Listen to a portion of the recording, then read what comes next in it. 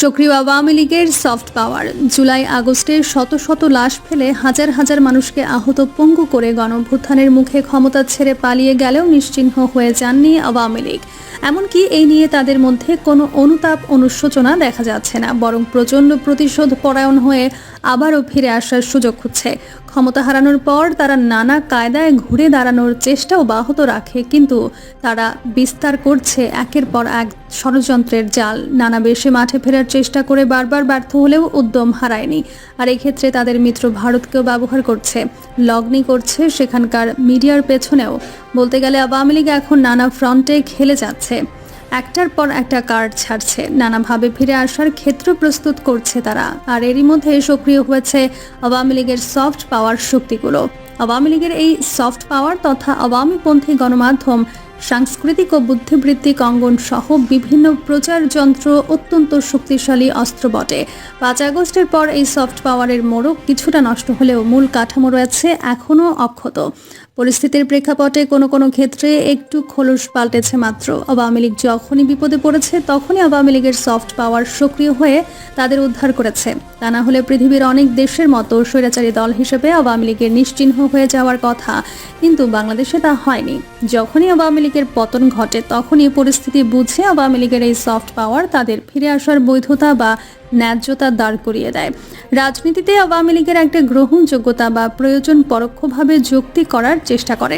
এভাবে আওয়ামী লীগ যতবার বিপদে পড়ে আওয়ামী লীগের সফট পাওয়ার তাদের উদ্ধার করার জন্য এগিয়ে আসে। এরা আওয়ামী লীগের সুসময় ও দুঃসময় উভয়ের সময়ই পাশে থাকে।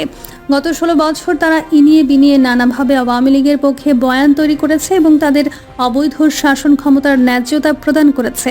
তারা বুঝিয়েছে ভুল ভ্রান্তি একটু থাকলেও বাংলাদেশের জন্য মুক্তিযুদ্ধের সপক্ষের শক্তি আওয়ামী লীগই একমাত্র ত্রাতা। একমাত্র আওয়ামী লীগের হাত ধরে বাংলাদেশ এগিয়ে যেতে পারে। বিএনপি জামায়াত এলে বাংলাদেশ আফগানিস্তান হয়ে যাবে, পাকিস্তান হয়ে যাবে ইত্যাকার কথা। আওয়ামী লীগের হাতেই বাংলাদেশ নিরাপদ। তারা জনমানুষে এই ধারণা প্রতিষ্ঠা করতে চায় বাংলাদেশের জন্য আওয়ামী লীগের বিকল্প নেই। 5 আগস্টের পর তারা খানিক নীরব থাকলেও কৌশলে আবারও সরব হয়ে উঠছে ধীরে ধীরে।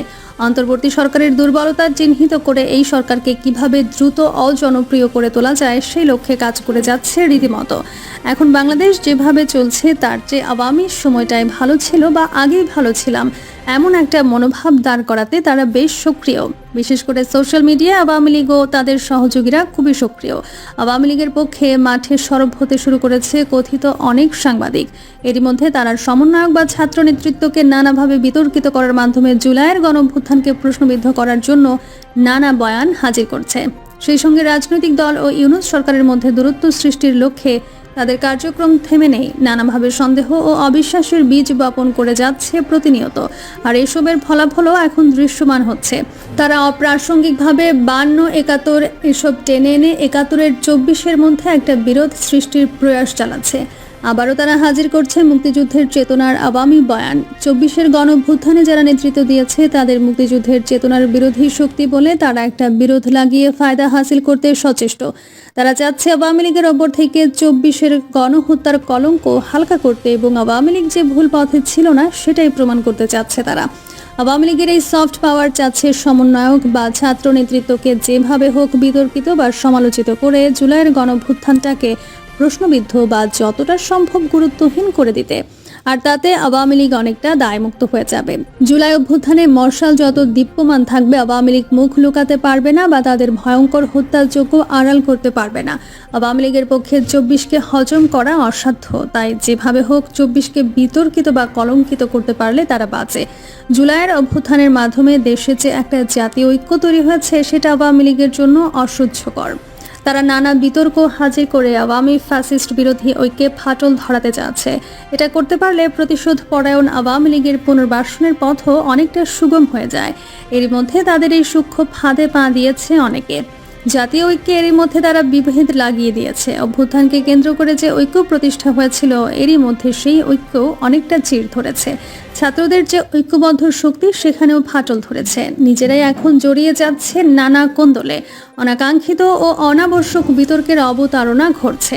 অনেক রাজনৈতিক নেতার কথাবার্তা ও সুর আওয়ামী লীগের সঙ্গে এক হয়ে একাকার হয়ে যাচ্ছে। তাদের টোন আর আওয়ামী লীগের টোন আলাদা করা যাচ্ছে না সম্প্রতি। বিএনপিরও এমন কিছু কথাবার্তা ও সিদ্ধান্তে আওয়ামী লীগ বেশ সমর্থন ও সহমত জানিয়ে পাশে দাঁড়ানোর চেষ্টা করছে। নানা অপ্রাসঙ্গিক ও অনাবশ্যক ইস্যুর অবতারণায় বিনষ্ট হচ্ছে জাতীয় ঐক্য। বর্তমান পরিস্থিতি পর্যবেক্ষণে বোঝা যায় এটা অনেকটা আওয়ামী লীগের সফট পাওয়ারের নেপথ্যের শক্তি। আওয়ামী লীগ নিষ্ক্রিয় নয়, নানাভাবে ঘুরে দাঁড়ানোর চেষ্টা অব্যাহত, কৌশল বদলাচ্ছে বারবার। আওয়ামী লীগের এই সফট পাওয়ার এককভাবে চিহ্নিত করা খুব মুশকিল। এটা নানা উইংয়ে বিভক্ত হয়ে আছে। গণমাধ্যম, সাংস্কৃতিক ব্যক্তিত্ব, সাংস্কৃতিক সংগঠন, আমলা, বিশ্ববিদ্যালয়ের শিক্ষক, লেখক, সাংবাদিক, সাংস্কৃতিক কর্মী, অনলাইন অ্যাক্টিভিস্ট সহ সুশীল বুদ্ধিজীবীরা হচ্ছেন সফট পাওয়ারের যোগানদাতা। এই সফট পাওয়ারের মধ্যে বিদেশি কূটনীতিক ও আন্তর্জাতিক লবিস্টরাও আছে। এমনকি আওয়ামী লীগের প্রতিদ্বন্দ্বী রাজনৈতিক দলের মধ্যেও আওয়ামী লীগের সফট পাওয়ার রয়েছে। আওয়ামী লীগকে যারা সফট পাওয়ারের যোগান দেন তাদের কারো কারো গায়ে আওয়ামী লীগ লেখা থাকে না, বা তারাও বলেন না তারা আওয়ামী লীগ, কিন্তু তারা সবসময় আওয়ামী লীগের পক্ষে সম্মতি ও সহানুভূতি উৎপাদনে কাজ করেন। এই সফট পাওয়ার হচ্ছে আওয়ামী লীগের খুবই শক্তিশালী এক হাতিয়ার। রাজনীতিতে এটা ব্যবহারে আওয়ামী লীগ খুবই পরাঙ্গম। বাংলাদেশ পাকিস্তান সম্পর্ক ও ভারতের মনোভাব। রাজনীতিতে ভবিষ্যৎ কোনো শত্রু মিত্র নেই। একসময় যারা একে অপরের সঙ্গে যুদ্ধে লিপ্ত ছিল, কিন্তু পরে দেখা গেছে তাদের মধ্যে বিদেশে সেই প্রাচীর ভেঙে পড়েছে। তারা একে অপরের বন্ধুতে পরিণত হয়েছে। ইউরোপের যে দেশগুলো প্রথম ও দ্বিতীয় বিশ্বযুদ্ধে একে অপরের প্রতিপক্ষ ছিল, তারা আজ অভিন্ন পাসপোর্ট ও মুদ্রা ব্যবহার করছে।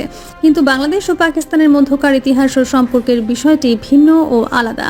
পাকিস্তান আন্দোলনের ওপর ভিত্তি করে প্রতিষ্ঠা পাওয়া একটি দেশের দুই অংশের মধ্যে ছিল বিদ্বেষের এমন বীজ বপন করা হয়েছিল যা পূর্ব পাকিস্তানকে ক্রমেই বিচ্ছিন্নতার দিকে টেনে নিয়ে যাচ্ছিল। এই পুরো ঘটনার পটভূমিতে পাকিস্তানের অবহেলা ও উদাসীনতার পাশাপাশি ভারতের জঘন্য চরিত্রকে উপেক্ষা করা যায় না। তাদের এই হস্তক্ষেপ ও ষড়যন্ত্রের ফলাফল হলো 1971 সালে একটি পাকা ফলের মতো ভারতের কোলে বাংলাদেশের আছড়ে পড়া। বিশেষত বিগত 2 দশক যখন শেখ হাসিনা ওয়াজেদ বাংলাদেশের ক্ষমতায় ছিলেন, তখন তো এটাই মনে হচ্ছিল যে বাংলাদেশ ভারতের একটি কলোনি।